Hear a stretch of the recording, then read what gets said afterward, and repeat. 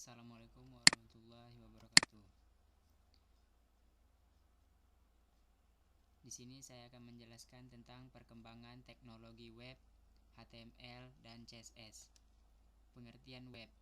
Web adalah suatu ruang informasi di mana sumber-sumber daya yang berguna diidentifikasi oleh pengenal global yang disebut identifier. Bisa juga disingkat URI. Sebuah halaman web diakses dengan cara mengikuti link yang menuju kepadanya. Menggunakan browser web URL menunjukkan lokasi dokumen yang dikelola oleh sebuah server web. URL diubah menjadi alamat IP server web browser kemudian mengirimkan request. HTTP server web akan menjawab dengan memberikan dokumen yang diminta dalam format HTML. Sebenarnya tidak ada kesepakatan adanya versi dalam aplikasi web. Namun untuk memudahkan pembahasan dan menandai munculnya perkembangan teknologi web, banyak praktisi yang memberi label Web 1.0, Web 2.0, dan Web 3.0. Web 1.0 secara umum dikembangkan untuk pengaksesan informasi dan memiliki sifat yang sedikit interaktif. Sifat Web 1.0 adalah read. Web 2.0, inovasi dalam dunia web semakin hari kian mengalami perkembangan yang berarti. Ini dibuktikan dengan adanya teknologi Web 2.0 yang dikembangkan sekitar tahun 2004. Menurut tim O'Reilly, Web 2.0 dapat didefinisikan sebagai berikut. Web 2.0 adalah revolusi bisnis di industri komputer yang disebabkan oleh pengguna internet sebagai platform dan merupakan suatu percobaan untuk memahami berbagai aturan untuk mencapai keberhasilan pada platform baru tersebut. Salah satu aturan terutama adalah membangun aplikasi yang mengeksploitasi efek jaringan untuk mendapatkan lebih banyak lagi pengguna aplikasi tersebut. Sifat dari Web 2.0 adalah read-write. Karakteristik Web 2.0, kemudahan berinteraksi antara user dengan sistem merupakan tujuan dibangunnya teknologi Web 2.0. Interaksi tersebut tentunya haruslah diimbangi dengan kecepatan untuk mengakses. Oleh karena itu diperlukan suatu bandwidth yang cukup untuk loading data. Loading data tersebut dilakukan saat pertama kali membuka situs. Data-data tersebut antara lain CSS, JavaScript, dan XML. Salah satu karakteristiknya adalah adanya dukungan pada pemrograman yang sederhana dan ide akan web service atau RSS. Perkembangan Web 2.0. Perkembangannya lebih menekankan pada perubahan cara berpikir dalam menyajikan konten dan tampilan di dalam sebuah website. Perkembangannya diaplikasikan sebagai bentuk penyajian halaman web yang bersifat sebagai program desktop pada umumnya seperti Windows. Fungsi-fungsi pada penerapannya sudah bersifat seperti desktop, seperti drag dan drop, autocomplete, serta fungsi lainnya. Aplikasi Web 2.0 disajikan secara penuh dalam suatu web browser tanpa membutuhkan teknologi perangkat yang canggih dari sisi user. Perbandingan Web 1.0 dan Web 2.0. 1. Perilaku pengguna untuk Web 1.0 membaca, Web 2.0 menulis. Pelaku utama Web 1.0 perusahaan, Web 2.0 pengguna atau komunitas. 3.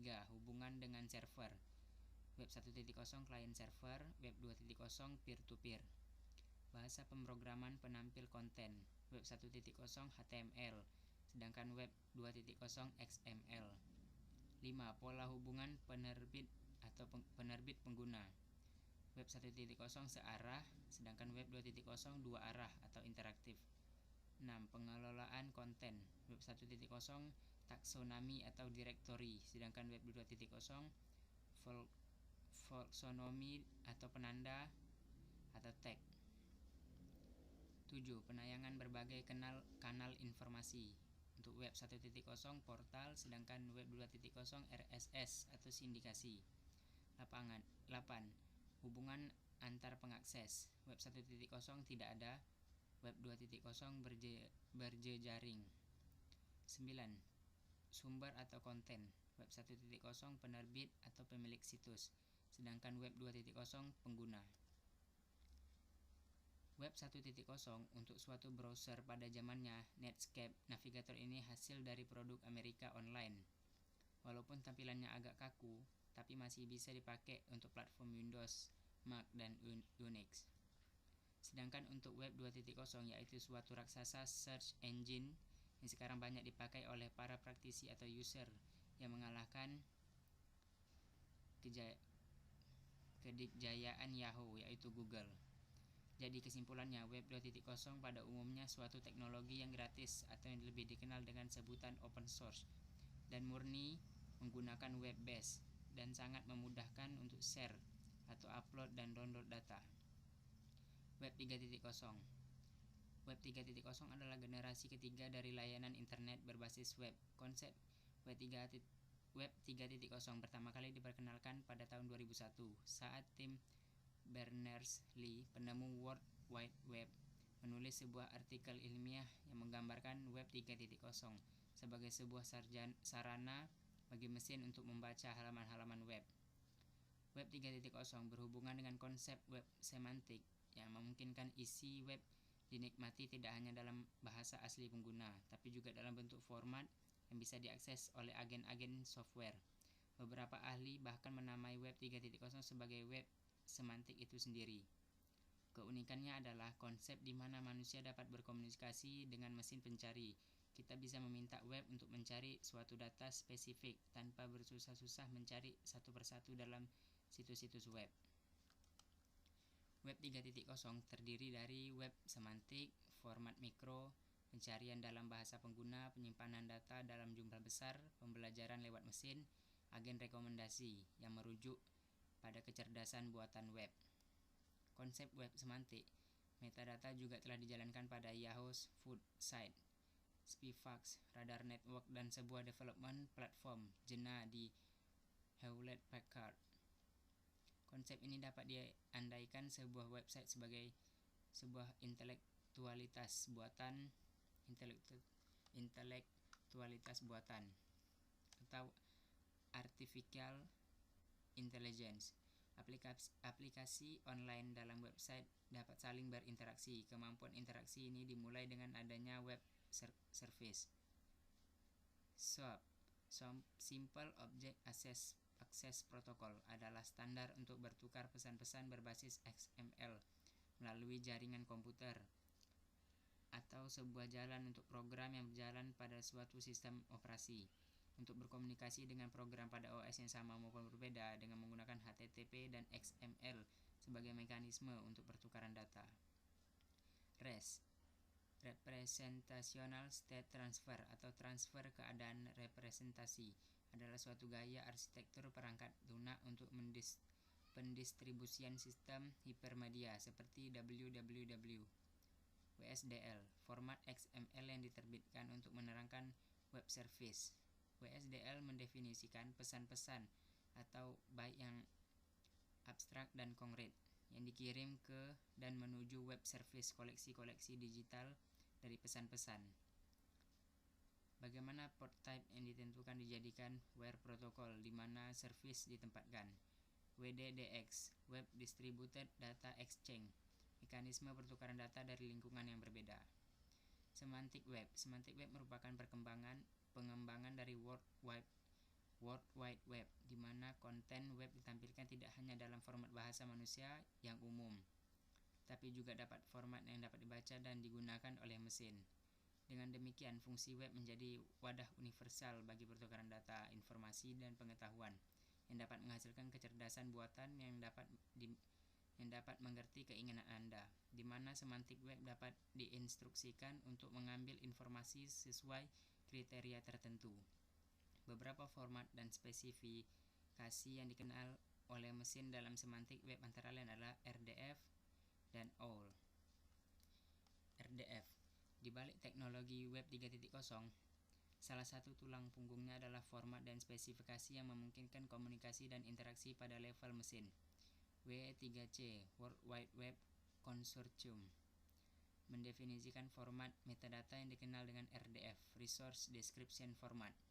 RDF terdiri dari 3 komposisi meliputi subjek, predicate, merupakan komposisi yang menerangkan sudut pandang dari subjek dan yang dijelaskan objek, sementara subjek dan objek merupakan entitas. Objek, di dalam RDF dapat menjadi subjek yang diterangkan oleh objek yang lainnya. Objek di dalam RDF dapat menjadi subjek yang diterangkan oleh objek yang lainnya. Cara kerja RDF dapat diterangkan dengan satu contoh sederhana berikut.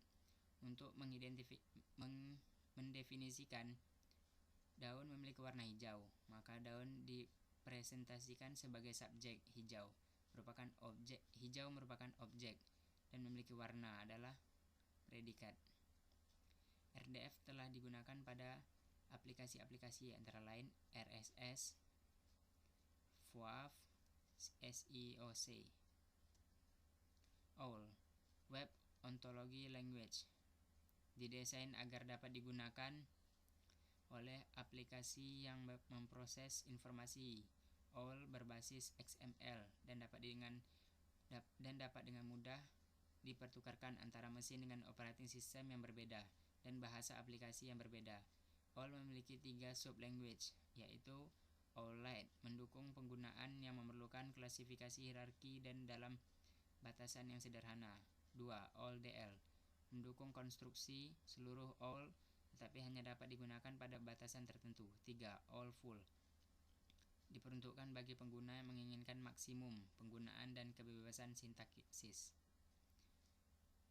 Selanjutnya HTML. Apa itu HTML? HTML merupakan singkatan dari Hypertext Markup Language. HTML merupakan bahasa standar untuk membuat suatu dokumen yang terdiri dari kode-kode singkat tertentu, di mana dengan kode-kode tersebut akan memerintahkan web browser di mana untuk menampilkan halaman web yang terdiri dari berbagai macam format file seperti teks, grafik, animasi, link, maupun audio video. HTML mempunyai file perluasan atau extension HTML, di mana kedua perluasan tersebut adalah sama. Jadi Anda boleh menyimpan file dokumen HTML dengan extension .htm atau .html. Contoh tag HTML bisa dilihat, ada HTML, head, title, blog pribadi, /title, /head, body. Ini adalah dokumen HTML pertamaku, /body, /html. Ini contoh tag HTML. Tag HTML untuk font adalah seperti berikut. Bisa dilihat.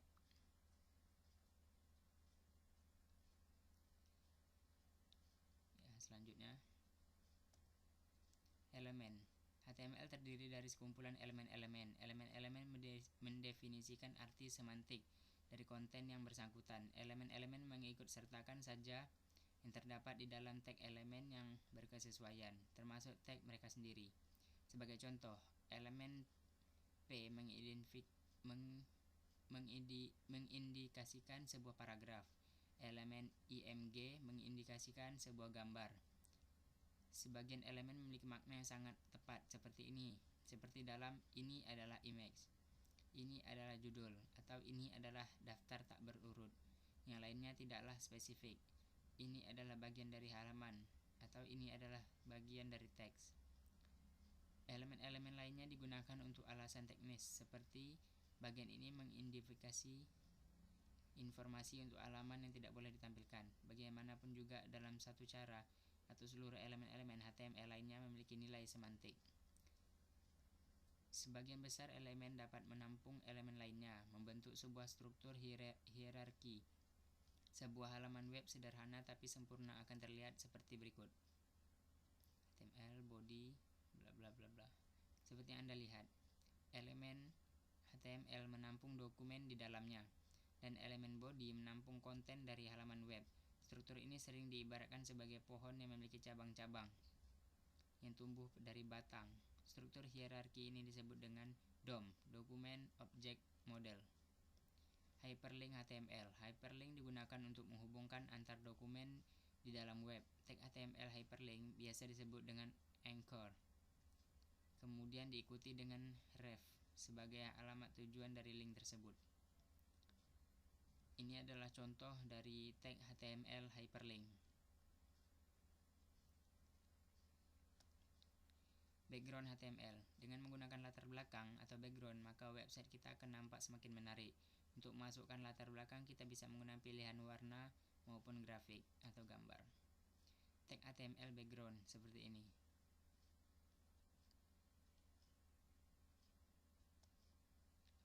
Selanjutnya CSS. Apa itu CSS? CSS merupakan singkatan dari Cascading Style Sheet.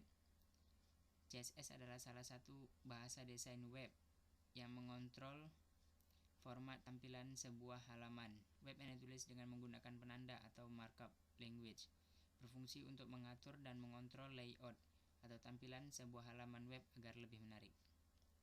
Keuntungan CSS: 1. Memisahkan presentasi sebuah dokumen dari konten dokumen itu sendiri. 2. Kode HTML menjadi lebih sederhana dan lebih mudah diatur. 3. Ukuran file HTML menjadi lebih kecil sehingga load atau pembacaan menjadi lebih cepat. 4.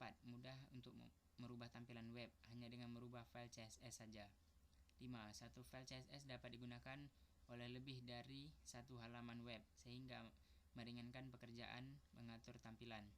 6. Dapat berkolaborasi dengan JavaScript dan merupakan pasangan setia XHTML. 7. Digunakan dalam hampir semua web browser. Format sintaks standarnya seperti ini. Perintah CSS terdiri atas dua komponen, yakni selector dan declaration. Selector berfungsi untuk memberitahu browser bahwa pada elemen mana rule CSS diterapkan. Selector dapat berupa elemen HTML, selector class atau selector ID. Declaration merupakan aturan CSS yang diterapkan, terdiri atas property dan value. Aturan penulisan CSS. Untuk membuat komentar diawali dengan slash dan diikuti bintang dan diakhiri dengan bintang slash bintang. Ini komentar, tidak akan ditampilkan. Bisa dilihat sendiri. Selanjutnya menambahkan CSS ke dalam HTML. Ya, bisa dilihat inline style, internal style, dan satu lagi external style yang menggunakan link.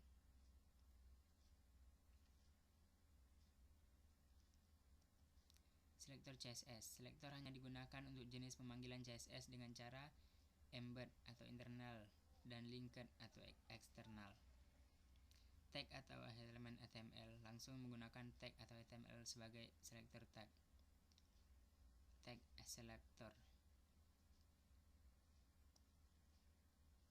Selector CSS. Ini contohnya. Contoh dari selector CSS. Ya, sekian presentasi dari saya. Assalamualaikum warahmatullahi wabarakatuh.